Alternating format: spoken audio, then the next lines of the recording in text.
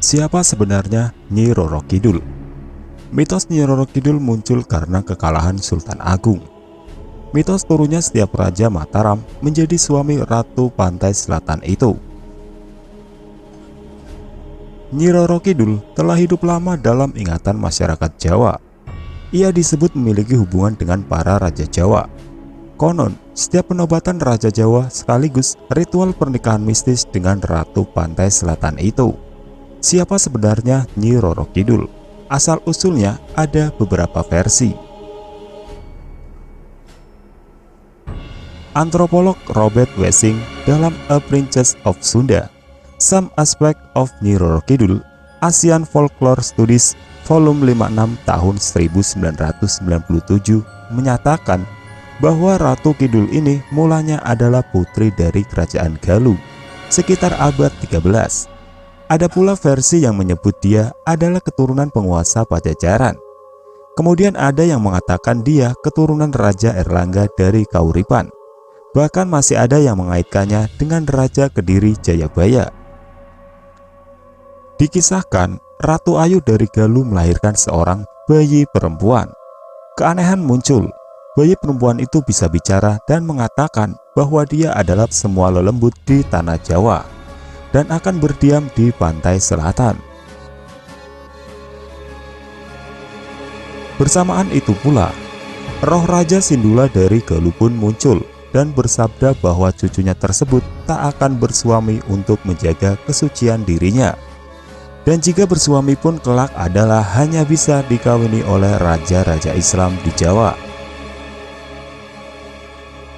Ratu Pantai Selatan ini menunggu suaminya hingga 2 abad lamanya.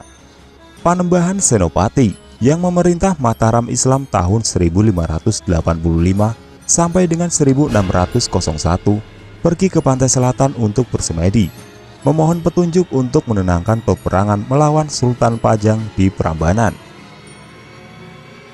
Konon ketekunannya membuat laut selatan bergolak. Istana Ratu Pantai Selatan yang berada di dasarnya porak-poranda karena kekuatan doa penembahan Senopati. Ratu Kidul pun keluar sarang, muncul di permukaan lautan. Dia tertegun melihat seorang pemuda gagah tengah bersemedi. Dia langsung jatuh hati dan bersimpuh di kaki Panembahan Senopati. Setelah bercerita 3 hari 3 malam di istana bawah laut selatan, Ratu Pantai Selatan pun berjanji akan membantu Senopati menenangkan peperangan. Senopati pun bergegas menuju Palagan Prambanan dengan dibantu pasukan arwah dari pantai selatan. Panembahan Senopati menang gemilang. Cucu Panembahan Senopati, Sultan Agung yang memerintah 1613 sampai dengan 1646, membuat tarian budaya yang mengisahkan balada cinta kakeknya dengan Ratu Kidul. Saat terjadi palihan nagari 1755, tulis Nancy K. Florida dalam The Badaya Katawang, A Translate of the Song of Kanjeng Ratu Kidul, Indonesia nomor 53 tahun 1992. Keraton Yogyakarta mendapat bagian budaya Semang dan Keraton Surakarta budaya Ketawang. Tarian ini menjadi sakral dan wajib saat upacara penobatan Raja Baru. Dalam pidato penerimaan penghargaan Ramon Magsaysay 1988, sastrawan Pramudia Anantatur mengatakan bahwa cerita Laut Kidul itu hanyalah mitos belaka.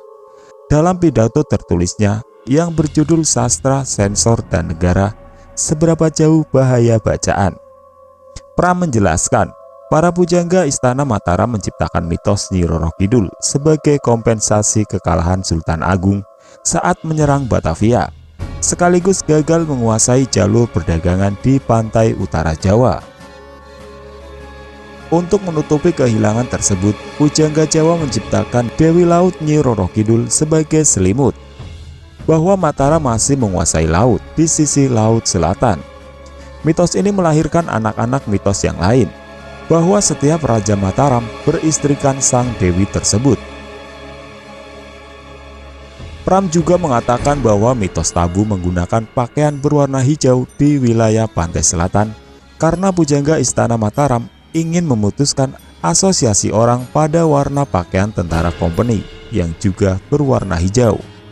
Menurut Nanci, hubungan Sultan Yogyakarta dengan Nyi Roro Kidul pernah renggang saat meninggalnya Sultan Hamengkubuwono IX pada 2 Oktober 1988. Namun saat penobatan Sultan Hamengkubuwono X dengan melihat histeria massa dalam penobatannya, konon dukungan dan hubungan dengan Nyi Roro Kidul baik-baik saja.